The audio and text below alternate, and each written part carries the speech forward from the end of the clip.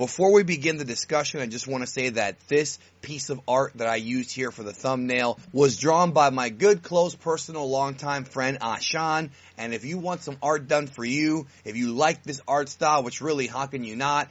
I'm going to leave a link to all of his work down below so you guys can check him out, communicate with him, and get some badass Dragon Ball art done for you. The links will be in the description. Let's start the discussion.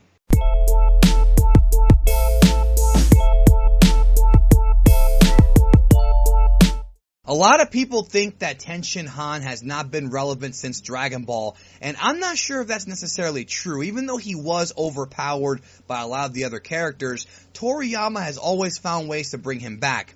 He brought him back in the Cell Saga to hold off Second Form Cell for a little while with the Super Tri-Beam, or the Neo Tri-Beam, the Shin Kikouo, and then in the Buu arc, Tien Han also had a spot there when he helped fight against Buu-Tanks. And in Resurrection F, Toriyama decided to use Tien one more time to help fight Frieza's soldiers, and he even had a very small role in Battle of Gods, getting flipped by Beerus and the Chopsticks. But now, with the Universe Survival arc, Tien Han is a member of Team Universe 7. He's one of the 10 guys, and a lot of people are probably asking, well, what can he really do? I mean, he doesn't have the power of Goku and Vegeta, the God power. He doesn't have the potential of a Gohan. He doesn't have the infinite supply of energy like the androids do. What could he bring to the table? We're going to talk about it on this video because I think there might be something more to this guy being in the tournament that may be of some use to Team Universe 7. And joining me on this video, it was really this man's idea to even do this video. I was going to do one with him about Roshi, but I did it with MJ instead. This is a sequel to that video. We're going to talk about Tien Han this time and what he can do. Please welcome, from the Kaioshin realm, he's visiting us for a short time. He has to go back there very soon to the Shinjin tree. Please welcome Kaioshin Kurt. Hello. Hey there guys, it's Aashan here, helping you to expand and enhance your knowledge of Dragon Ball. That's my classic phrase, which I thought I'd include here, but thanks for having me, Geekdom. It's a pleasure to be on the channel. Yes, this is Kaioshin Kurt's debut on the channel. The nicest guy in the Dragon Ball fandom. Like, he's like the opposite of me. No, I'm kidding. I can be nice sometimes, but he is the nicest guy. So, but we're talking about Tien Han here, not Kaioshin. However, if you head over to Kaioshin Kurt's channel, he does have a plethora of videos explaining the lore of the Kai. So if you want to know more about the Kais, the other world, there's other videos too, but those are my favorites. He focuses on that kind of stuff. You definitely should check it out. Cause there's a lot of information there. If people are out there wondering, how things work, it's over there. So let's talk about Tien Han, man. What do you think this guy can bring to the team? And what do you think he's been doing in Super? Cause if Dragon Ball Z is any indication in Dragon Ball, he's very much a loner. He doesn't train with the rest of the group except for when they went to the pendulum room and all that, and and Kami's lookout. Some of it was filler, some of it was not. He rarely trains with the Z fighters. He sticks to himself. He's kind of a loner, hangs out with Chaozu all the time. What could he bring to the table? What do you think?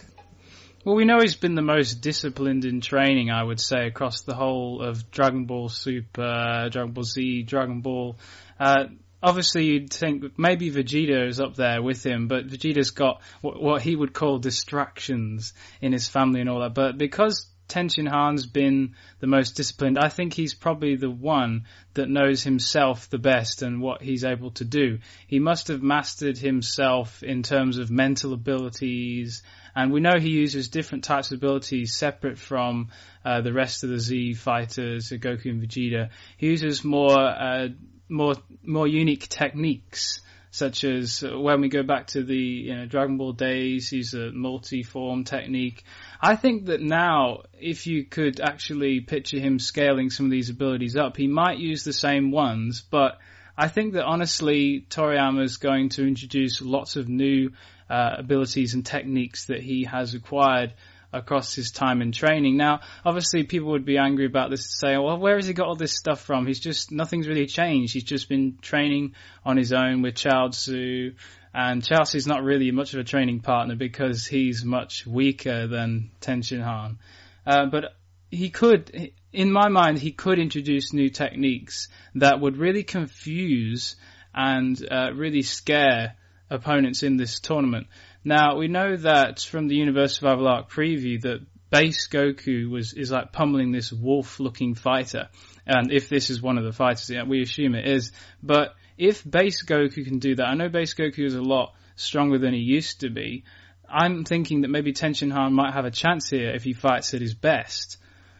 So he could use these baffling techniques that only the opponents can watch, really, and not really be able to speculate what's going on and how they can counter it. Obviously, the same could be for them as well, because all these new fighters, all these new characters that Toriyama's going to introduce, they should be using all kinds of weird techniques. I'm really looking forward to it.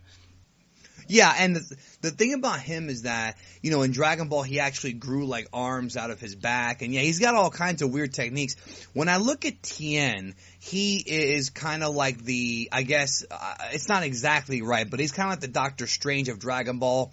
Lots of meditation, lots of astral projection, lots of focus. He does not have the power of Goku, Vegeta, because they're Saiyans. They had Zenkai happen to them. They trained their asses off for years.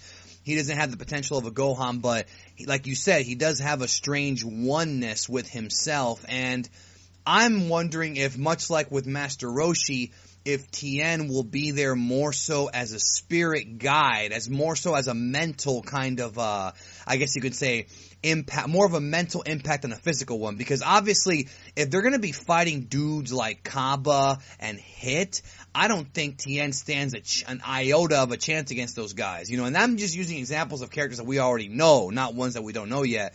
But if he can help, if he can assist Goku and the rest of them with figuring some techniques out, or maybe even teach them a few techniques. Because remember, the solar flare, otherwise known as a Taioken, that's his move. And we've seen that used time and time again from everybody, from Goku to future Trunks. So it's one of those things where that's one of the most useful techniques. And if you're in combat and you can blind your opponent, that's, you know, great. So we might see him pull out that move, or we might see him, show Goku and Vegeta and the rest of the guys something new. What do you think about that?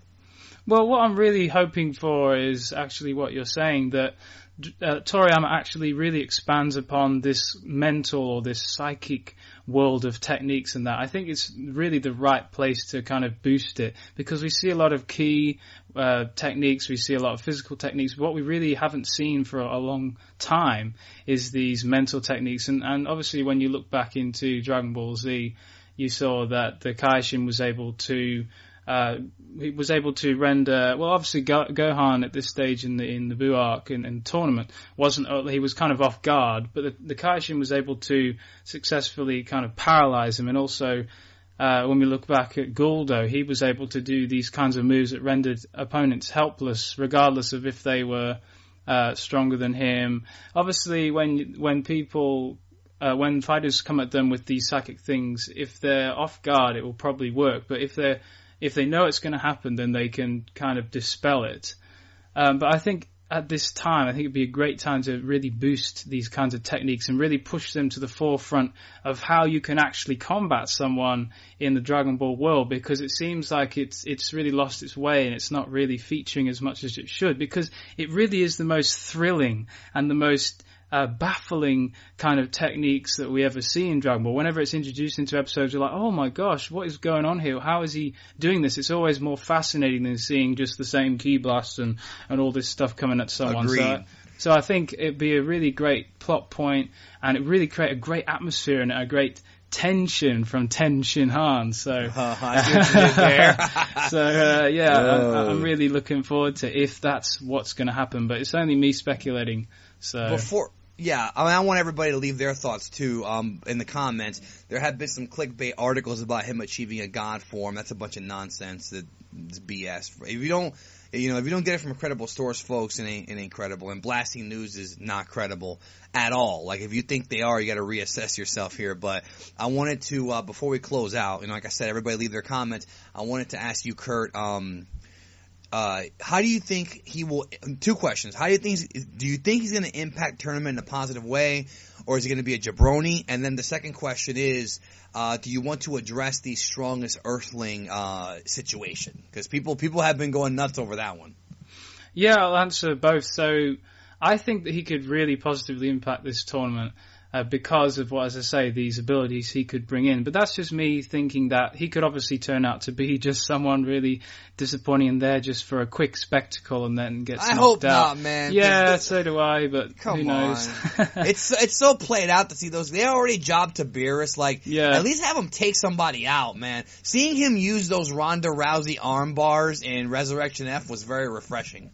Yeah, well, I think because this series relates more back to original Dragon Ball and that they're bringing characters back from the fringes, like in the last episode, episode 75, we saw Urirai Baba come back. I think that it's really trying to rejuvenate some of these older characters, so I'm really actually looking on this tournament as a positive thing.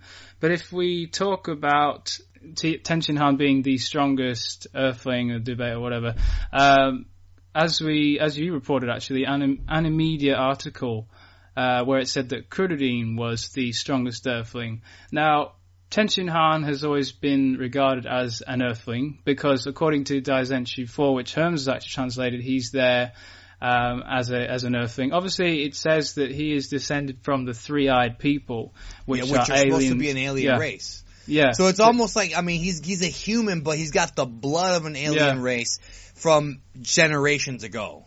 He's actually noted as an Earthling with special powers. He's in that section of the Daizenshu 4, so I think we can expect to see more interesting things about it. So I'm not really sure why that article was saying that Krillin was the strongest, because Tenshin Han has been training the whole time, whereas Krillin has left his training. He's become a policeman. You know, he's not focusing. And obviously, in the last episode 75, it really showed his weaknesses.